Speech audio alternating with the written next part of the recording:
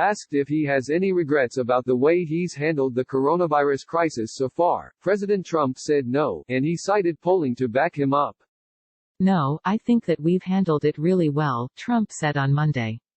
"The American public thinks that we've handled it well, if you look at polling data." Survey data has been mixed. Trump has hit his highest approval rating since becoming president, 47%, according to an average of the polls. That's an increase of nearly 3 points over the last 2 weeks. On Trump's handling of the pandemic, Gallup found 60% of American adults approve. A Fox News poll out Thursday found it lower, at 51%. Reuters, Ipsos and Economist, YouGov polls similarly had it at 49%. Those are all increases from 2 weeks ago, when the NPR-PBS NewsHour Marist poll found 44% approved of his response to the crisis. But there are lingering questions about the president's approach. Over the last several weeks, Trump has been inconsistent. He first downplayed the threat of the coronavirus, then appeared to take it much more seriously last week, and then said the White House can't let the cure of public health measures be worse than economic harm and suggested opening up the country by Easter. Trump has faced criticism for the United States being slow to test for the virus, and for not using his full authority to distribute needed supplies. The U.S. now has the most confirmed cases in the world, and more than 1,000 Americans have died, according to Johns Hopkins University researchers. It's possible current polling is a lagging indicator from Trump publicly taking the virus more seriously than he had been previously. Surveys so far largely aren't reflecting Trump's pivot this week to suggesting he wants to reopen the economy within weeks. Regardless, the 3-point increase in his approval rating so far is not much of a bump, certainly not the kind of increase other presidents have seen in other rally-around-the-flag moments, pollsters say. We're seeing although his numbers have inched up, it's still roughly in his zone of support, said Lee Mirengoff, director of the Marist College Institute for Public Opinion, which conducts polling for NPR.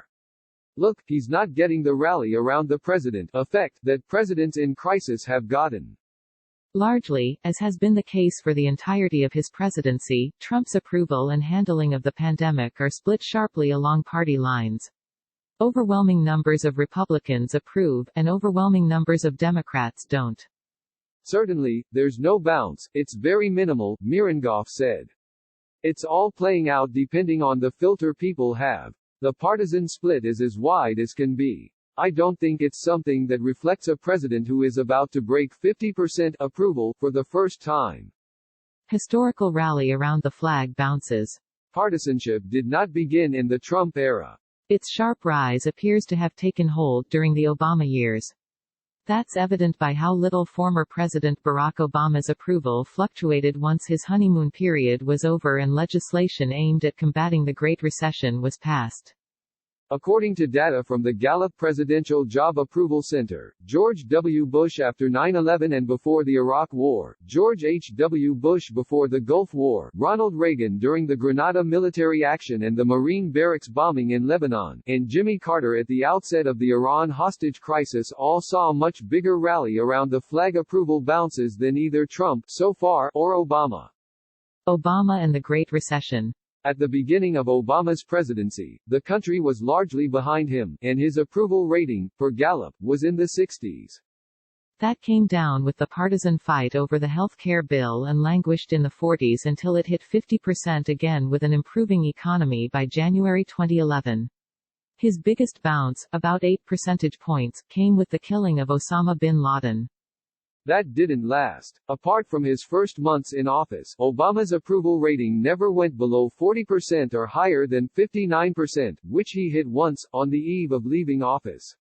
By comparison, Trump's range has been even narrower, from 35% to 49% in Gallup's polling. George W. Bush, 9/11 and the Iraq War.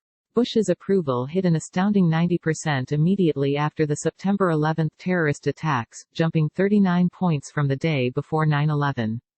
The Iraq War is remembered as an American foreign policy blunder, but Bush experienced another significant jump on the eve of that war. His approval went up 14 points, from 57% to 71%, in March 2003. Eventually, his job approval cratered, nosediving to 31%, as Iraq spiraled into civil war in 2006, and then declined again to 25% the month before the 2008 election, as the Great Recession hit. Clinton, the Kosovo bombing and his overall popularity. There wasn't much of a bounce for Clinton because of the Kosovo NATO bombings in March 1999. But realize, he was popular already. According to Gallup, Clinton had a 64% approval rating before the bombing and 64% immediately after it. It fell to 53% months after the bombing, but that was the lowest point in his entire second term, and Clinton had been impeached. His popularity in office is remarkable considering today's partisanship. Clinton's approval rating peaked at 73% in December 1998, days after he was impeached. He left office with a 66% approval rating. George H. W. Bush and the Gulf War. Bush's approval rating jumped 16 points, from 60% to 76% from July to August of 1990 when the Gulf War began. His approval peaked just before the end of the war at 89% in March 1991. But, as the economy worsened, his approval skidded all the way down to 29% over the next year, leading to Clinton's election. The Reagan shooting, the Marine barracks bombing in Grenada.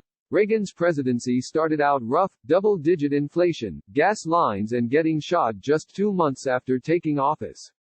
But that event helped his approval rating. He went from 51% when he was sworn in to 68% 2 months after being shot. That was tied for the highest of his presidency. Reagan saw another bounce in 1983. The economy was improving, but there were rally-around-the-flag moments with the Marine barracks bombing in Lebanon in October, then the U.S. invasion of Grenada the same month.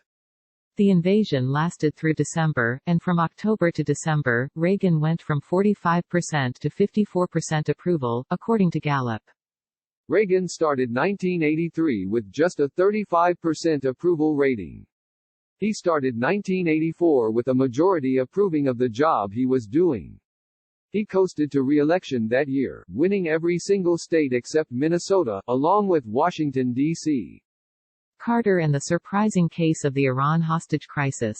The Iran hostage crisis, along with the country's economic problems, are widely believed to have hobbled Carter and led to Reagan's landslide election in 1980. Initially, the country rallied around Carter during the hostage crisis. In October 1979, Carter's job approval rating stood at a dismal 29%. But November, when the hostages were taken, marked a sharp rise in his rating over the next 2 months. He jumped to 58% by the end of January 1980. But the botched attempt to rescue the hostages in April 1980 led to a precipitous slide that put Carter at 31% by June. That's where it stood in November when he lost re-election.